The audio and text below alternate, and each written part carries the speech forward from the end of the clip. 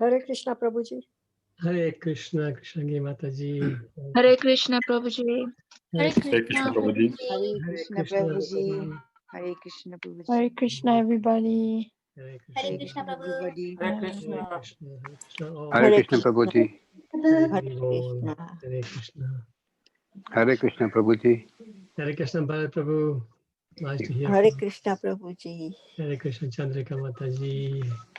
Hare Krishna, Shamita Mataji, Suparna Mataji, Santosh Mataji, Jai Shri Mataji, all that I can see on my screen. Hare Krishna Prabhu. Hare Krishna Prabhu. Hare Krishna. Can somebody remind me who's reciting today, please? Hare Krishna Prabhuji, it's Gita Mataji doing the Sanskrit and Okay. Navneet Prabhu doing the English. Okay. Thank you, Hare Krishna. Thank you so much. Thank you. Okay, so Gita Mataji, I can see already. Thank you so much, Gita Mataji. And Navneet Prabhu is just coming on now. Wonderful. Okay, so let me just share the screen and then you see there's a message. Okay, share screen. Which one do I do?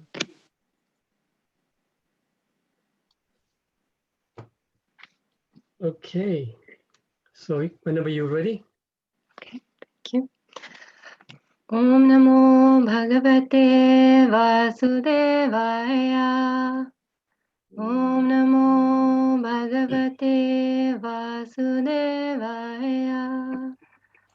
Om Namo Bhagavate Vasudevaya.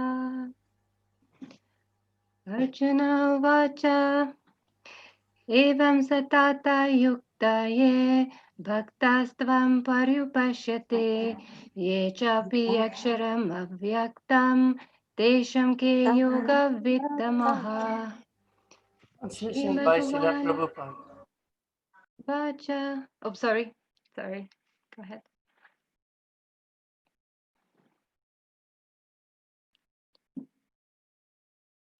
I muted you by mistake, please. Navneet Prabhu, you need to unmute. I'm sorry, I was trying to unmute somebody else. I unmuted you by mistake. Okay, you're up now. Go for it. Translation by Srila Prabhupada. Srila Prabhupada ki jai. Arjun inquired, which are considered to be more perfect? Those who are always properly engaged in your devotional service, or those who worship the impersonal Brahman, the unmanifested? Verse 2. Shri Bhagavan Vacha Maya Vesha Manoye Mam Nitya Yukta Upashyate Shradaya Paryapopetash Te Me Yukta Tvamamataha. The Supreme Personality of Godhead said, those who fix their minds on my personal form and are always engaged in worshipping me with great and transcendental faith are considered by me to be most perfect. Verses 3 and 4. Yeta Vaksharam Manirdeshyam Avyaktam Paryupashyate Sarvatra Gamachintyam Cha Kutastam Achalam Dhruvam Sanemayendriya Gramam Sarvatra Samabudhaya Ye Prapanuvanti Mameva Sarvabhuta Hite Rataha. But those who fully worship the unmanifested, that which lies beyond the perception of the senses, the all-pervading, inconceivable, unchanging, fixed and immovable, the impersonal conception of the absolute truth, by controlling the various senses and being equally disposed to everyone, such persons engaged in the welfare of all at last achieve me. Verse 5. Kleshodiktarashtesham avyakta shakta chetasam avyakta hi gati dukham dehavadbhir avapyate. For those whose minds are attached to the unmanifested, impersonal feature of the Supreme, advancement is very troublesome. To make progress in this discipline is always difficult for those who are embodied. Verses 6 and 7. ये तु सर्वाणि कर्माणि मयि सन्न्यास्य मत्परा अन्यनेवा योगेन मम ध्यन्ता उपश्यते तेषामहं समुद्धर्ता मृत्यु संसारसागरात् भवामि न चिरत् Partha मायवेशितचेतसम्. But those who worship me, giving up all their activities unto me, and being devoted to me without deviation, engage in devotional service, and always meditating upon me, having fixed their minds upon me, O son of Pritha, for them I am the swift deliverer from the ocean of birth and death. Verse 8. Mayeva manadatsva mayi buddhim niveshaya nivashishyashi mayeva ata urdhvam na samsayah. Just fix your mind upon me, the Supreme Personality of Godhead, and engage all your intelligence in me. Thus you will live in me always, without a doubt. Verse 9. Atha chittam samadhattam nashanokshi mahi stiram abhyasa yogena tato mame chaptum dhananjaya. My dear Arjun, O winner of wealth, if you cannot fix your mind upon me without deviation, then follow the regulative principles of Bhakti Yoga. In this way, develop a desire to attain me. Verse 10. Abhyasepi asmartosi matkarma paramo bhava madartham api karmani kurvan siddhim avapsyasi. If you cannot practice the regulations of Bhakti Yoga, then just try to work for me, because by working for me, you will come to the perfect stage. Verse 11. Athetad api akshatoshi kartum adyogamasritah sarva karma phalatyagam tatha kuru yatatmavan. If, however, you are unable to work in this consciousness of me, then try to act giving up all results of your work and try to be self-situated. Verse 12. Shreyo hi jnanam abhyasach jnanadhyanam visishyate dhyanat karma phalatyagas tyajachantiranantaram. If you cannot take to this practice, then engage yourself in the cultivation of knowledge. Better than knowledge, however, is meditation, and better than meditation is renunciation of the fruits of action. For by such renunciation, one can attain peace of mind. Verses 13 and 14. Adveshta sarva bhutanam metra karuna evacha nirmamo nirhankankara samadukha sukakshami santushta statatam yogi yatatma dhita nishchaya mayarpita manobhudhir yomad bhakta same priyaha. One who is not envious but is a kind friend to all living entities, who does not think himself as a proprietor and is free from false ego, who is equal in both happiness and distress, who is tolerant, always satisfied, self-controlled, and engaged in devotional service with determination, his mind and intelligence fixed on me. Such a devotee of mine is very dear to me. Verse 15. Yasmanod vijyate loko lokanod vijyate chaya harsha smarsa bhayod veger mukto sacha me priyaha. He for whom no one is put into difficulty and who is not disturbed by anyone, who is equipoised in happiness and distress, fear and anxiety, is very dear to me. Verse 16. Anapeksha suchir daksha udashino gata vyathata Sarvarambha Parityagi Yomudbhakta Same Priya. My devotee who is not dependent on the ordinary course of activities, who is pure, expert, without cares, free from all pains, and not striving for some result, is very dear to me. Verse 17. Yona hrisyati na divishti na sochati na kankshati subha subha parityagi bhakti manya same priyaha. One who neither rejoices nor grieves, who neither laments nor desires, and who renounces both auspicious and inauspicious things. Such a devotee is very dear to me. Verses 18 and 19. Samasatrau cha mitra cha tatha manapanayaho sitoshna sukha dukkeshu samasanga vivarjita tulya ninda stutirmoni santushto yena kenachit aniketa shtiramatir bhaktiman me priyo naraha.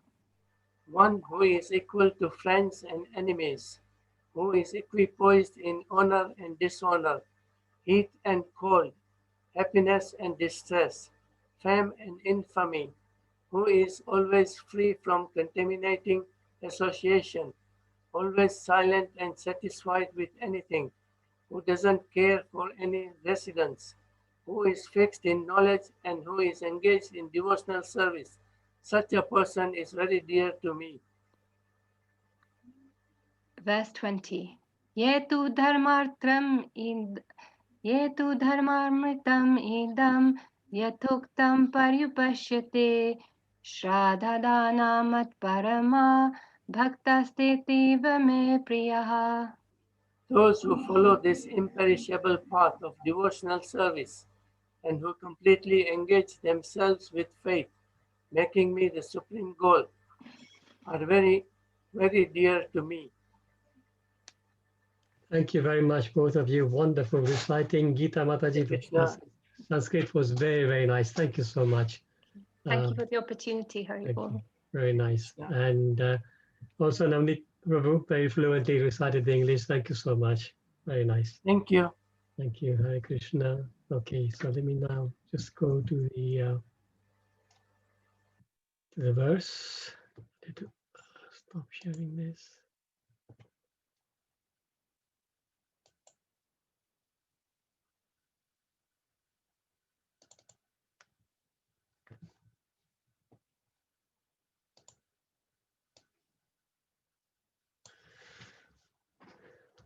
Okay. So we are beginning a brand new chapter, devotees. I'm just going to see if I can drag that screen to my. Are you still seeing the screen? Yes, Prabhu. Yes. Okay. Good. Great. So another very, very nice chapter, chapter 12. Of course, all the Gita chapters are nice. This is also particularly nice. So we will start today with chapter 12. Om Namo Bhagavate Vasudevaya. Om Namo Bhagavate Vasudevaya. Om Namo Bhagavate Vasudevaya. Srimad Bhagavad Gita, chapter 12, Bhakti Yoga, devotional service, text number 1. Arjuna Vacha Evam Satata Yuktaye Bhaktastvam Paryupasate Ye Chapyaksharam Avyaktam Tesham Ke Yoga Vittamaha.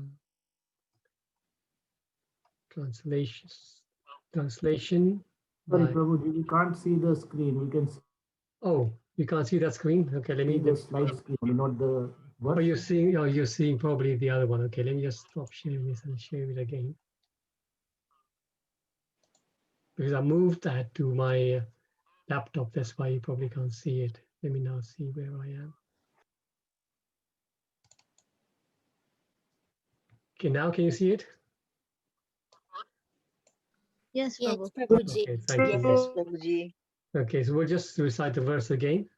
Arjuna Vacha Evam Satata Yuktaye Bhaktastvam Paryupasate Echapyaksharam Avyaktam Tesham Ke Yoga Vittamaha. Translation and purport by Srila Prabhupada, Srila Prabhupada Ki Jai. Arjuna inquired, which are considered to be more perfect?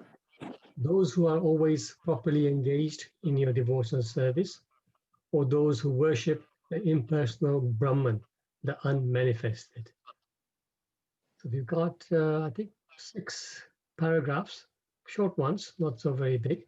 So let me just pull up the participants and then I can just call up some names. So we can have 3 names. Let's just select now. So Chandra Chaitanya Prabhu can do the first 2 paragraphs. And then I've got Varsha Bhavani Mataji can do the second 2 chapters. And then I've got Deepak Sapat. He can do the next 3. I hope you've all able to unmute yourself. So let's go, Chandra Chaitanya Prabhu, if you're there.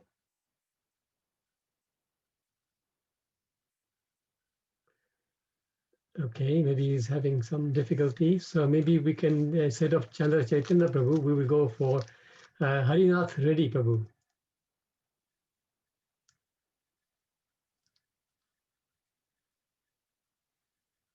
Harinath Prabhu, are you there? Hare Krishna, Prabhu. Hare Krishna. Yes, Prabhu, sorry, I have not been attentive. So you want me to go ahead and read the purport, Prabhu? It's just the first 2 paragraphs, please, Prabhu. Yeah, thank you, Prabhu.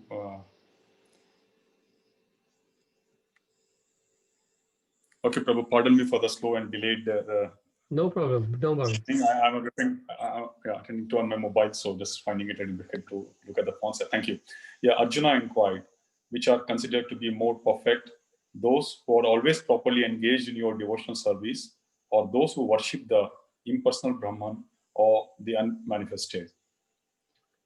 The purport for the same is, Krishna has now explained about the personal, the impersonal, and the universal, and has described all kinds of devotees and yogis. Generally, the transcendentalists can be divided into 2 classes. One is the impersonalist, and the other is the personalist. The personal devotee engages himself with all energy in the service of the Supreme Lord. The impersonalist also engages himself not directly in the service of Krishna, but in meditation on the impersonal Brahman, the unmanifested. We find in this chapter that of the different processes for realization of the absolute truth, Bhakti Yoga, devotional service, is the highest. Personality of Godhead, then he must take to the devotional service. Thank you very much, Harinath Prabhu. So I've already forgotten who the next one was. If you can unmute yourself. Deepak Prabhu, yes, please. Yes, Hare Krishna Prabhu. Thank Hare you. Those who worship the Supreme Lord directly by devotional service are called personalists. Those who engage themselves in meditation on the impersonal Brahman are called impersonalists. Arjuna is here questioning which position is better. There are different ways to realize the absolute truth, but Krishna indicates in this chapter that Bhakti Yoga or devotional service to him is the highest of all. It is the most direct and it is the easiest means for association with the Godhead. Shall I read the next one, Prabhu? Yes, second one, please. Yeah, you can do the next one, and then somebody else can take over. In the second chapter of Bhagavad Gita, the Supreme Lord explained that a living entity is not the material body. He is a spiritual spark, and the absolute truth is the spiritual whole. In the 7th chapter, he spoke of the living entity as being part and parcel of the supreme whole and recommended that he transfer his attention fully to the whole. Then again, in the 8th chapter, it was said that anyone who thinks of Krishna at the time of quitting his body is at once transferred to the spiritual sky, to the abode of Krishna. And at the end of the 6th chapter, the Lord clearly said that of all yogis, one who always thinks of Krishna within himself is considered the most perfect. So in practically every chapter, the conclusion has been that one should be attached to the personal form of Krishna, for that is the highest spiritual realization. Thank you, Deepak Prabhu. So who was next?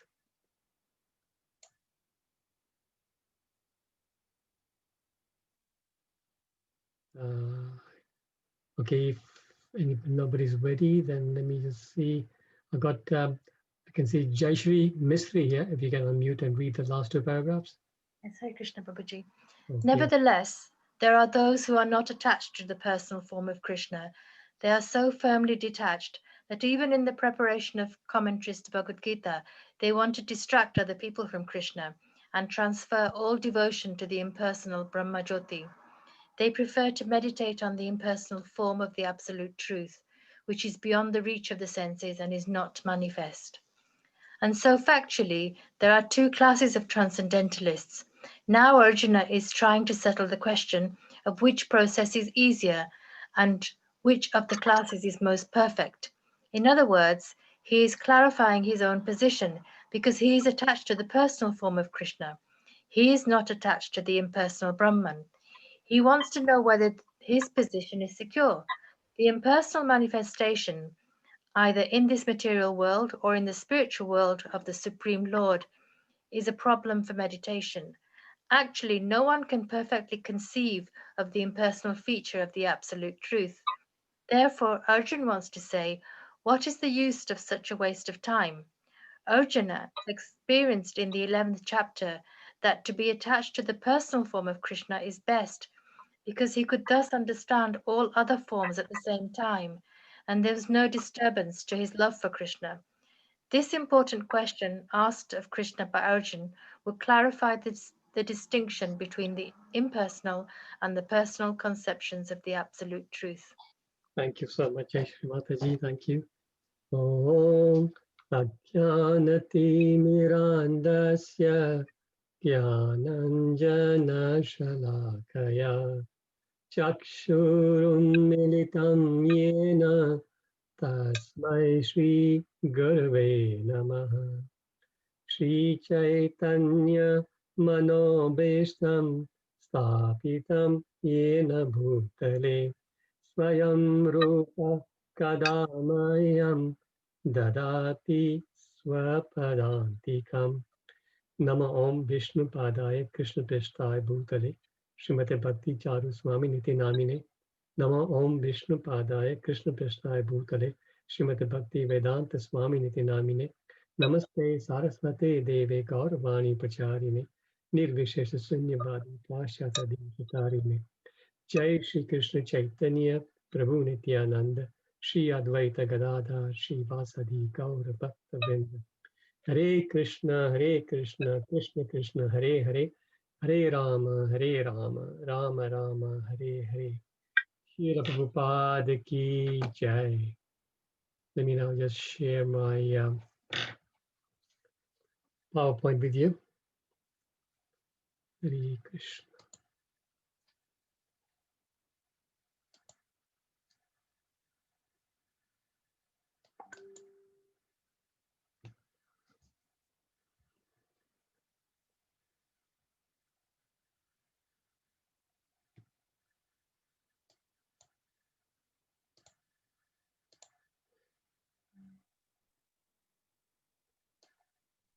Okay, so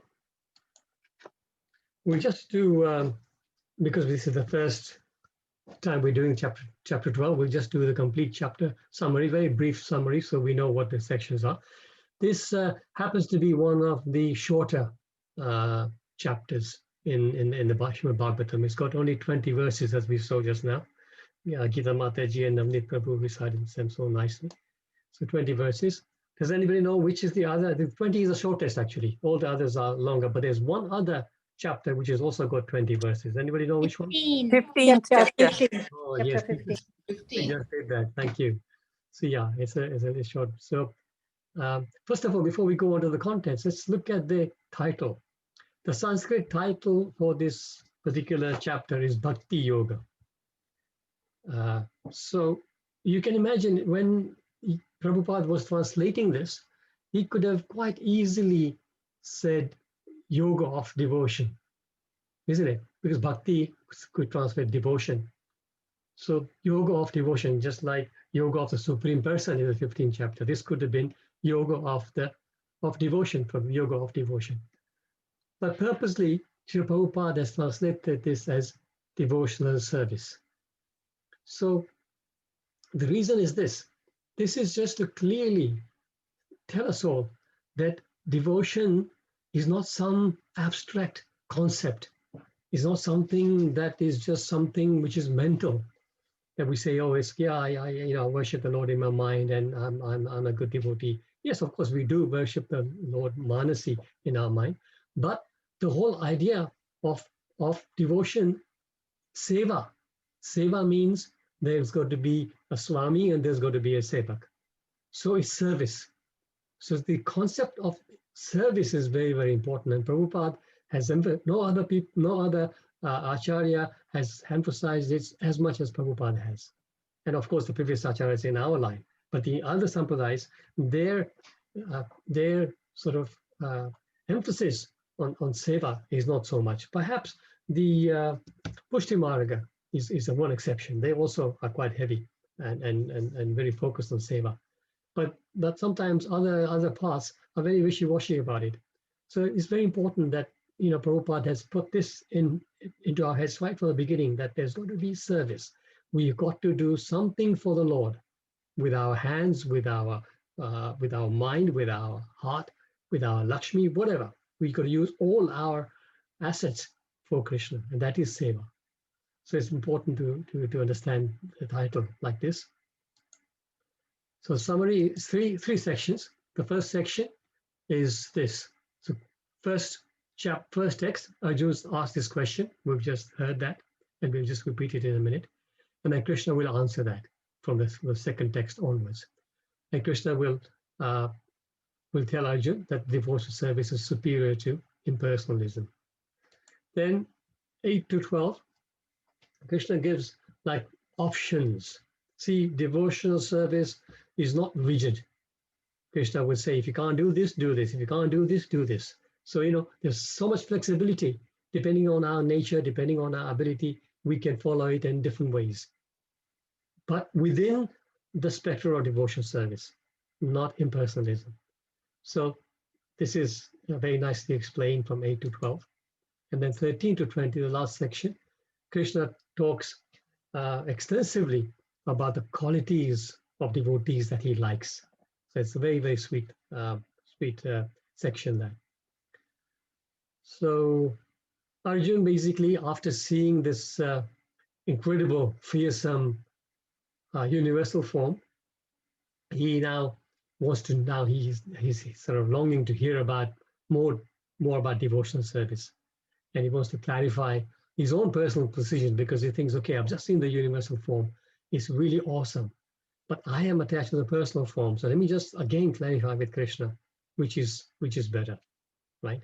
The universal form or the unmanifest Brahman, or what? So, and yeah, he's doing this again. We all must realize that Arjun is asking all these questions on our behalf. So this is asking again, just in case, like he was, if other people were really awestruck by the universal form and they're thinking, wow, that is the form that I must meditate on, then he says, okay, let me just clarify that for everybody.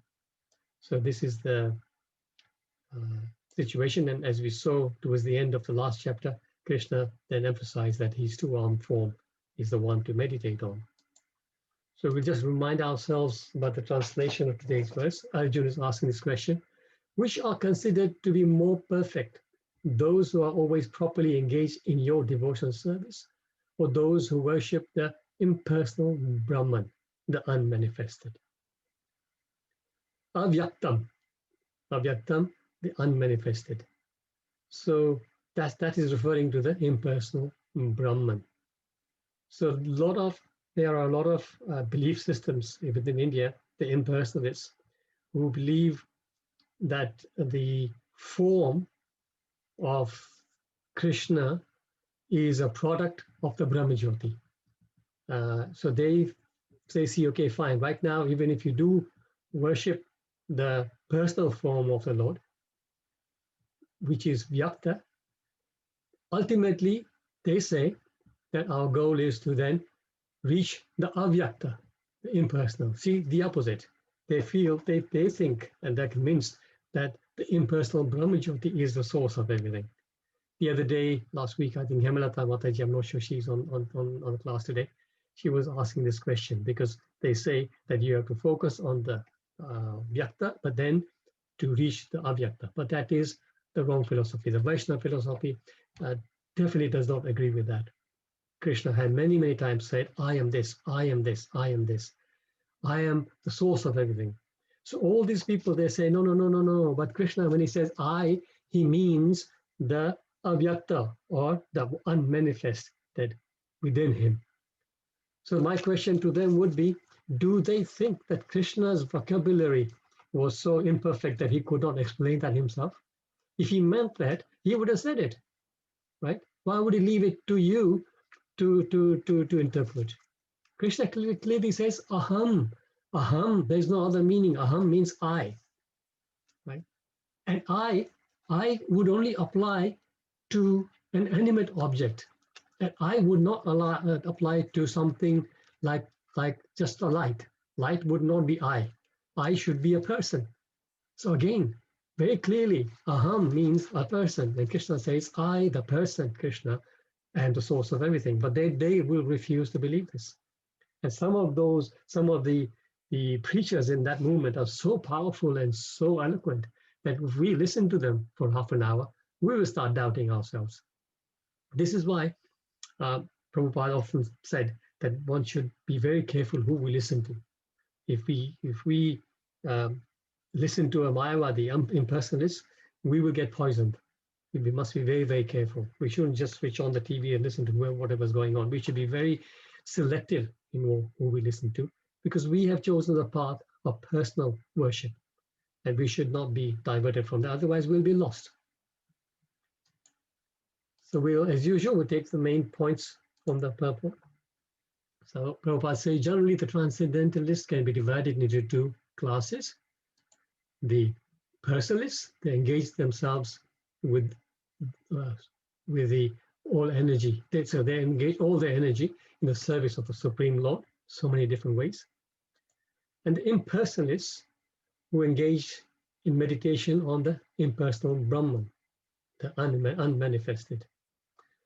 So we accept, of course, as we have discussed before, there's a verse in the first canto of the Bhagavatam, second chapter, text 11, I believe.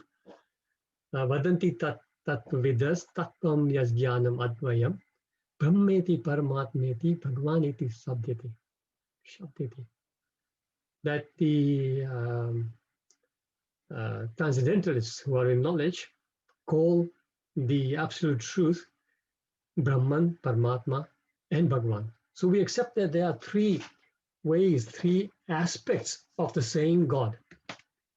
So we accept that, yes, there is Brahma Jyoti, and we expect that that is also spiritual. We also accept that that is a part of the Lord. So Brahma Jyoti is also worshipable in that sense. Yes, we accept that. But and we also accept that there is Paramatma feature of the Lord, the all-pervading feature, the Supreme Lord who resides in everyone's heart. So yes, we accept all that.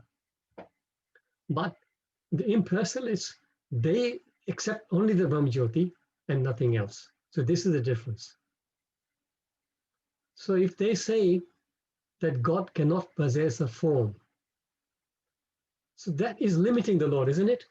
If you say the Lord cannot possess, the Lord is completely Swarat. He is all powerful. He can do what he likes. If he wants, he can accept a form. Why not? But these impersonalists, they say, okay, even if he accepts a form, he has to accept a material form, which is made of the earth, water, fire, air, ether, etc., and it's under the control of the three modes of nature. But that's again a mistake. the Lord is completely Swarat, and when he descends, he comes in his own Satchit Ananda form. He doesn't have to take our form. But yes, we should not limit the Lord. He can do whatever he likes. So these are the three aspects that we totally accept. The Brahman aspect, which is the Brahmajyoti, which is the effulgence of the abode of the Lord or the body of the Lord. And then the Paramatma feature, which is the super soul within the heart of every living entity and pervading the whole universe. And the Bhagavan form. Prabhupada says, if one at all desires to have association of the Supreme Personality of Godhead, then he must take to devotional service. So we have choice. Frankly, yes, we're not saying that, yes, this is the only path. If you have somehow developed a taste to just get attracted to Brahmajyoti, yes, that's also, we're not saying it's not. It is a legitimate path as well. But the end result will not be the same. Same with Paramatma features. Yogis, they meditate on the Paramatma, and then they eventually get the realization of the Paramatma, and through the yoga practice, they will get some perfection of some siddhis, some yogic perfections. But again, that is not our goal. The devotees, the bhaktas, they want to worship the Lord, serve the Lord, and eventually end up in Golok Vrindavan, sharing the pastimes of the Lord directly face to face. So we choose which one we want. Is this our independence? Then Prabhupada says there are different ways to realize the absolute truth, but Krishna indicates in this chapter that Bhakti Yoga, or devotional service to him, is the highest of all. So there's something called the Chatur Purusharthas. These are the 4 goals of human life. Can anybody name the 4? Dharma, Artha, Kama, Moksha, Prabhu. Yes, thank you so much, Krishnamani Mataji. As usual, Krishnamani Mataji is always so learned. So Dharma, Artha, Kama, Moksha. So any civilized human being will have these goals, starting with Dharma. Dharma means religiosity. So that person will have some kind of faith, some kind of religiosity, usually not a pure devotional service. It is usually at this stage for him very much Mishra. So he's doing some kind of religious activities, but his aim is to get to the next level, which is Artha. Artha means economic development. So by doing some good pious activities in Dharma, you will be then awarded some luxuries. You will either get into some money, some nice situations. So then you get Artha, that is your development. But then what that leads you, once you have some money, once you have some ability, you will start to use that for sense enjoyment. That's Kama. So you are now enjoying the senses because you have earned the money because of your Dharma, or the facilities to enjoy sense gratification. Then what happens is, after a long time, one realizes that actually this kind of sense gratification is not really satisfying. I'm not getting anywhere with this. It's chapalasuk, it comes and goes. Where can I get some more permanent happiness? And that's when he starts to think about moksha. So starts on Dharma, Artha, then comes down to Kama and moksha. Moksha, again, because as I mentioned before, he is not at this stage exposed to the personal devotional service. Moksha for these kind of people usually ends up to be liberation in impersonalism. So this is the Purushartha. It's very, very well recognized in Hinduism. But then the Vaishnavas say there is a Pancham Purushartha. Anybody know what that is?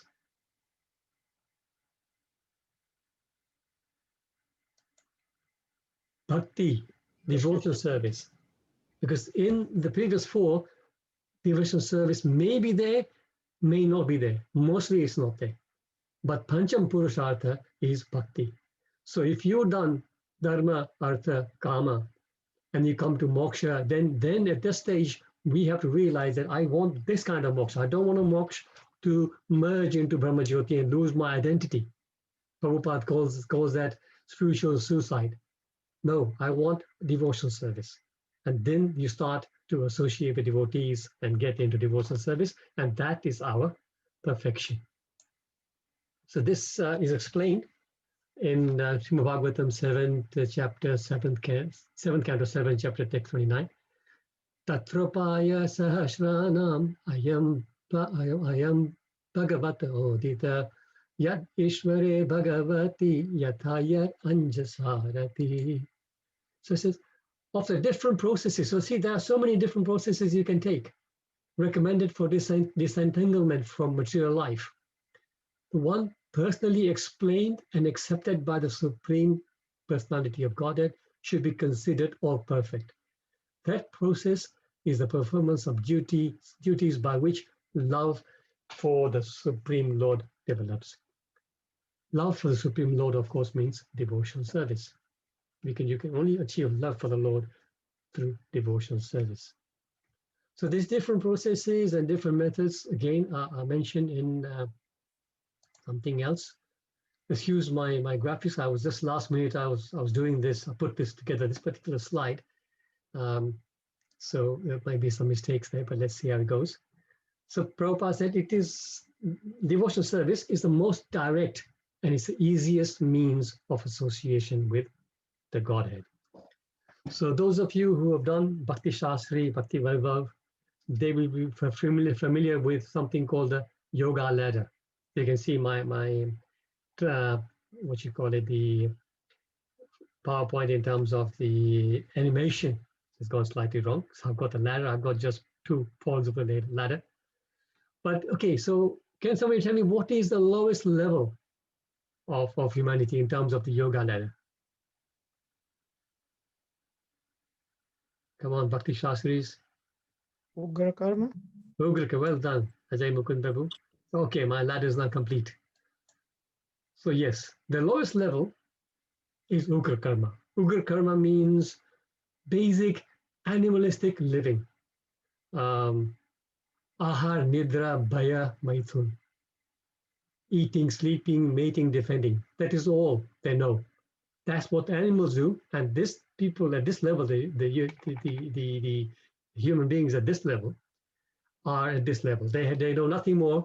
They're not at all interested in anything to do with spirituality. All they are doing is just enjoying life, eating, sleeping, mating, defending. So that is the lowest level. Then the next level up is Karma Kanda. Karma Kanda level means by this time they have recognized that there is something superior and they need to maybe do some activities to try and better their life. And that happens in 2 ways, short term and long term. Some karma kandis, they don't see any beyond.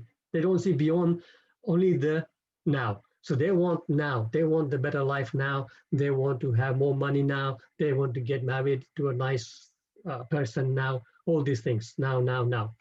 So they karma kanda that these at this level they will under the instruction of some brahmanas and some people, some we should call it yogis or whatever, they will engage in some kind of karma kanda sort of path. They will have this puja, that puja. If you do this, then you will earn money. If you do this, then you can get a good wife. If you do this, your children will get better education. So this is short-term level. So they will do all that. Then there's a second level on there is this long-term. So they are thinking a little bit further. They are thinking, wow, I want to make my next life better. I'm not satisfied with just bettering this life. I want a better life next time. So they will do more yagyas and things so they can have a better future next time. They want to maybe be promoted to the heavenly planets, stuff like that. So that is Karma Kanda. What is the next level after that? Karma Yoga. Karma Yoga. Thank you, Ajay Mukunda. Karma Yoga. So when the word yoga comes, that means connection with the Lord.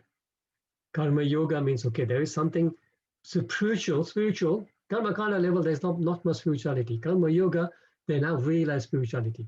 So yes, there's something spiritual at this stage, not necessarily the Supreme Personality of Godhead, but they have realized that there is something spiritual, some spiritual being or some spiritual energy, and then they start to do their worship that way.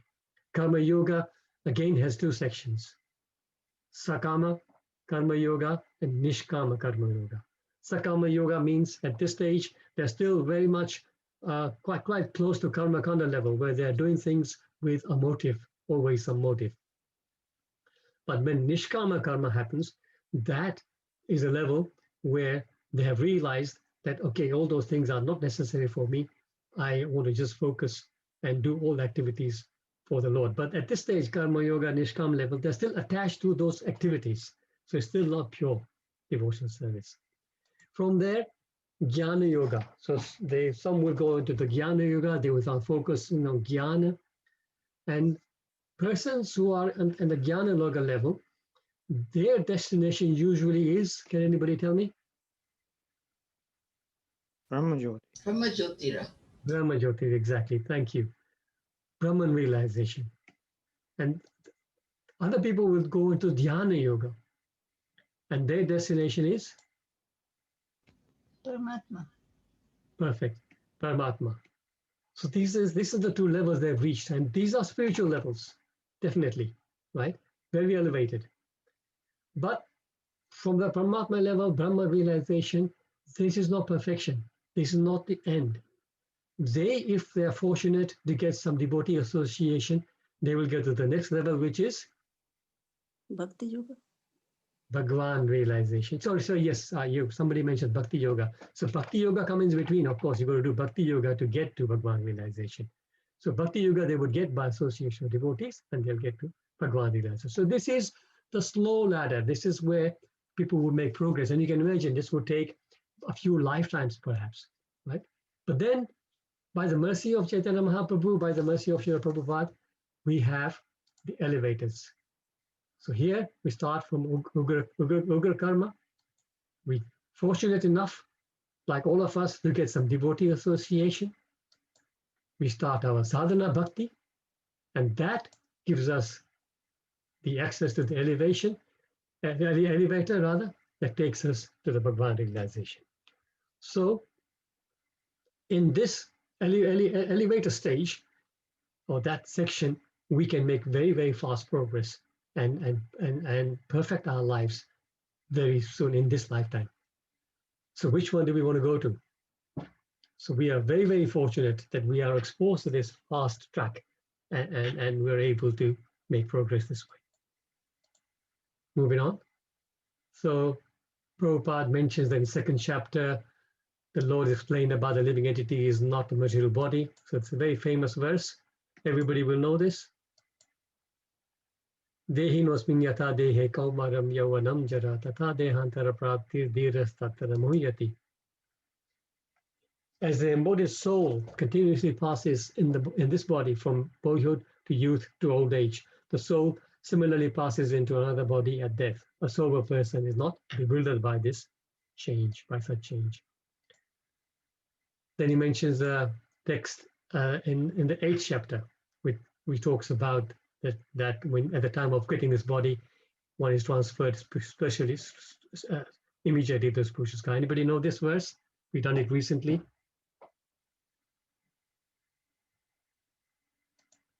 Antakale chamameva smaran mukta kalevaram yah prayati samadbhavam yati nashyati samshaya. Whoever at the end of his life quits this body, remembering me alone, at once attains by nature of this, there is no doubt. Then he mentions a text in the 6th chapter, again very famous, 647. Anybody? Yoginam api sarvesam matkate nantaratmana shraddhavan bhajate yomam samme yukta tamomata. Of all the yogis, so now he's talking about yogis, so Gyan yogis, Dhyan yogis, all those yogis, karma yogis. Of all the yogis, the one with great faith who always abides in me, thinks of me within himself, and renders transcendental loving service unto me, he is the most intimately united with me in yoga and is the highest of all. That is my opinion. Because that is Krishna's opinion. So Arjun is clarifying his own position, as we said earlier, because he's attached to the personal form, not to the impersonal form. I'm just moving on a bit faster because I know time is running away. Arjun wants to say, what is the use of such waste of time? To be attached, Krishna says in the purport, to be attached to the personal form of Krishna is best because he could thus understand all other forms at the same time. And there'll be no disturbance to his love for Krishna. So you see, once you've understood Krishna, that's the complete understanding. And that within Krishna's understanding, within the understanding of the personal form of Lord, the form of the Ramajyoti, form of the Paramatma is also included. There's just one last slide I want to do, quite an important slide. Is that I was just reading an article by Stephen Rosen, who is actually known, his initiated name is Satyaraj Das. He's an American author. He's also the founding editor of the Journal of Vaishnava Studies. Very, very elevated soul. So he's written this. I'll just read this quickly. A major publisher recently approached me to write a book that would compare the more than 1,000 existing English translations of Bhagavad Gita. I replied to say that I would consider their offer. And within a week, I received by special delivery a box full of the decade's most prominent Gita translations. Looking through each one carefully, I noticed that most translators misunderstood the basic teaching that God is a person, Krishna, and that the goal of life is to develop love for him. Instead, these Gitas claim that God is an abstract force, an impersonal entity that lies beyond the purview of the senses. The commentators squeezed this out of the Sanskrit itself and often made it the focus of the analysis. So you see what I mean? Sanskrit is such a deep language that if you haven't got the right motivation, you can take one word and one phrase and twist it to your benefit, to your motive. So this is what he's found out straight away from these other translations. And this is why when we were talking about Bhagavad Gita, I mentioned that just please be sure we don't read other translations, because again, we will be misled completely. Because you can see completely taking Krishna out of the picture. Then he continues, the last paragraph, and this is a very, very nice point he makes here. He says, perhaps the desire to depersonalize God comes from a subliminal level from the desire to avoid surrender. See, a lot of people, when they hear the word surrender, for them it's very negative, because surrender usually in life is used like very negatively, oh, because you are weak, you surrendered. But in spirituality, surrender is actually the highest level. Surrender means that you are actually understanding that the Lord is a person, and you want to serve him and surrender to him. Surrender to the Lord, surrender to the spiritual master. It's such a sweet thing. So it's not negative. So he says, avoid surrender. After all, if God is a person, then questions of submission and subservience come into play. If God is formless, God is a formless abstraction. We can philosophize about it without the sense of commitment, without the fear of having to acknowledge our duty to a higher being. So you see, it is in a major way escapism. They want to escape from the reality of the fact that you have to surrender to somebody. In life, we always surrender to somebody. We always, one way or the other, surrendered. But they don't want to admit it. Certainly, they don't want to submit to anybody superior like God. So I thought that was very, very nice. So we will stop here, devotees. Sorry, I've really gone on a bit, but I thought this is a very, very nice verse, and it lays the foundation for this chapter. So we'll stop here and invite any comments, realizations, corrections.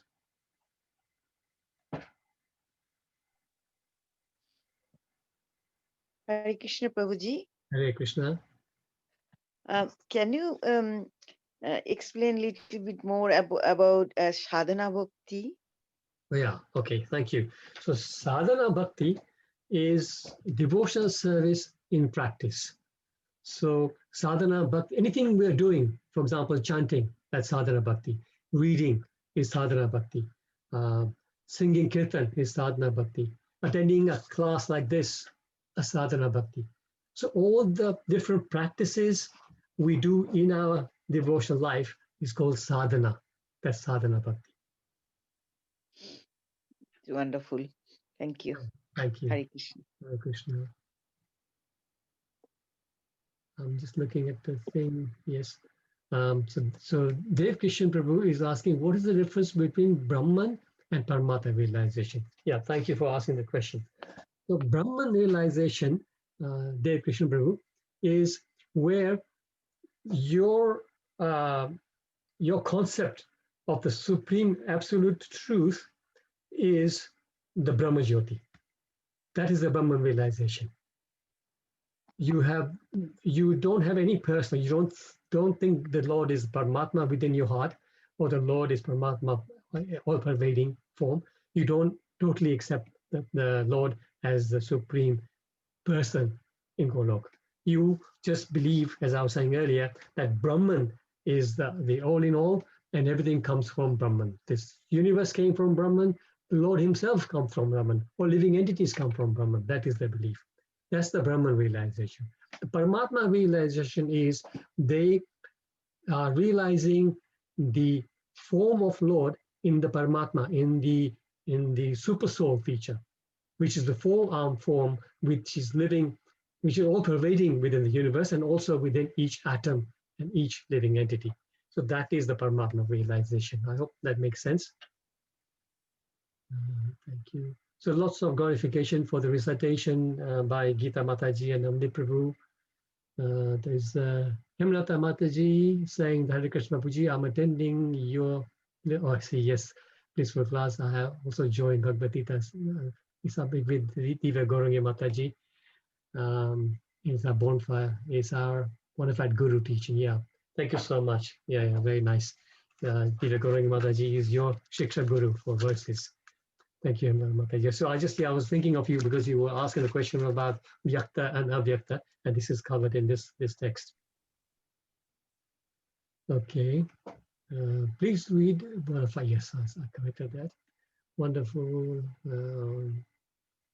differences here. I don't think there's another question there unless I missed anything. Anybody else? Any questions, realizations? Prabhuji, Yes, Puja Mataji. how did Arjun think of, how and why did he think about impersonalism? When he knew that.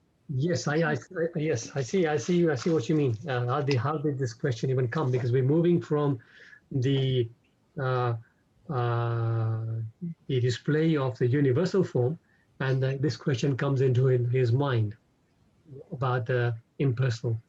So even at that time, this system of worshipping Brahma Jyoti was very prevalent. Okay. Right? And Arjun, of course, wanted to clarify this for himself. Okay. Because there were so many, even today, there are so many people who are on that path that Arjun was thinking, so many people cannot be wrong. So am I wrong or are they wrong? So let me clarify with this. Okay. Okay. Thank you. Hare Krishna. Thank you, Hare Krishna.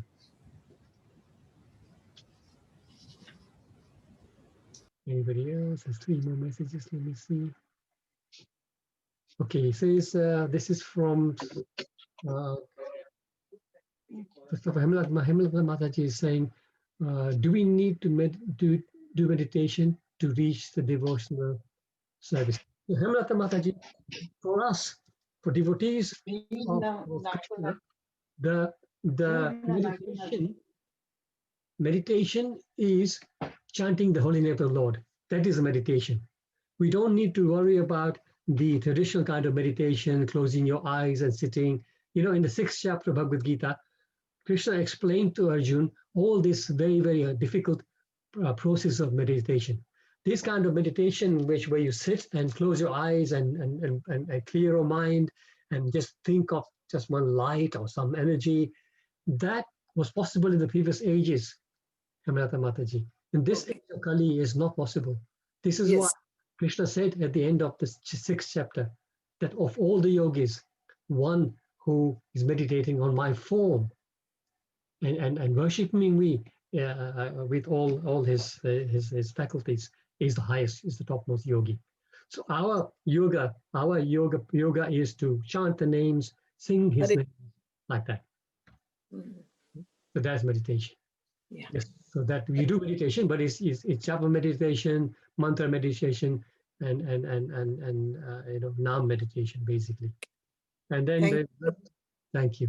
Santosh Mataji is saying, Hare Krishna Prabhuji, why do priests perform yajnas if it is not really necessary? Yes. So yajnas, they were very powerful in the Treta Yuga.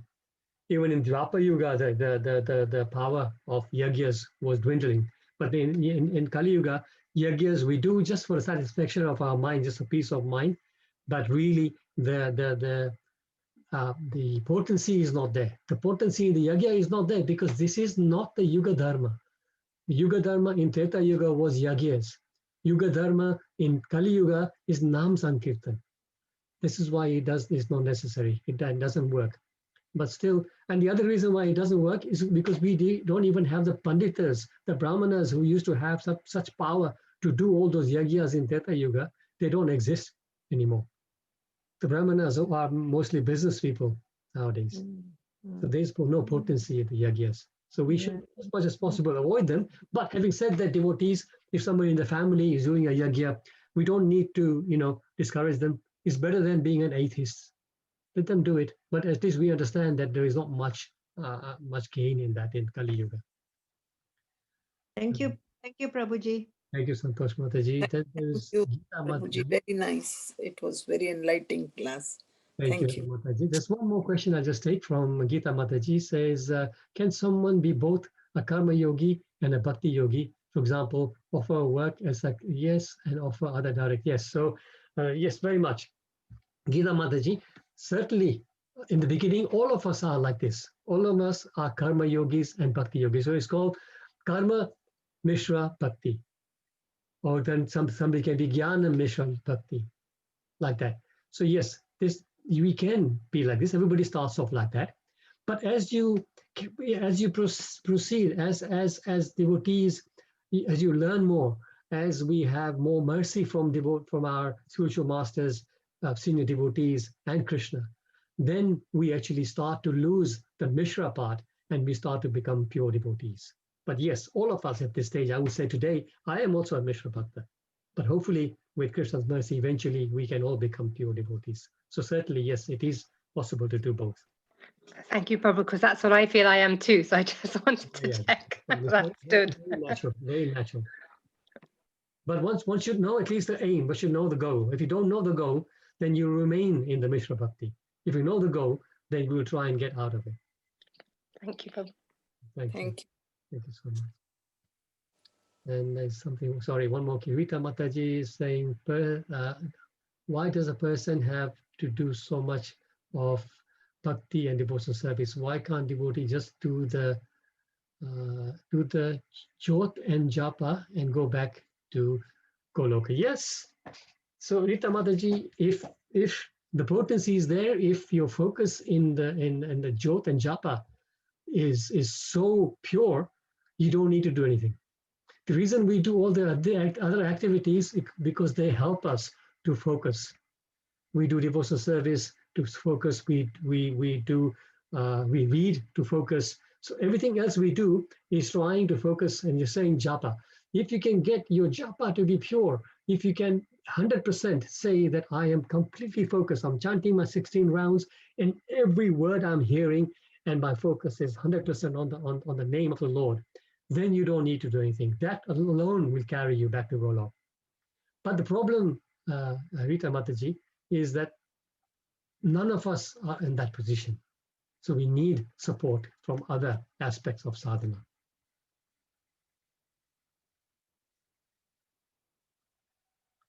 So, okay, so that's it. It's coming up to 10 to 9.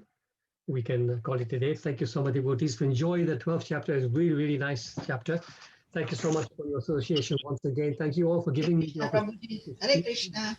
Hare Hare Krishna. Thank Thank you so much. you. Hare Hare Krishna. Krishna Hare Prabhuji. Krishna. Thank you. Prabhuji. Thank you for the Krishna. wonderful class. Thank you, Prabhuji. Thank you, devotee. Thank you, Prabhuji. Thank you, devotees. Thank you, Hare devotee. Krishna Prabhu. Thank you. Hare Krishna, Hare Krishna. Hare Krishna. Hare Krishna Prabhu. Hare Krishna. Hare Krishna.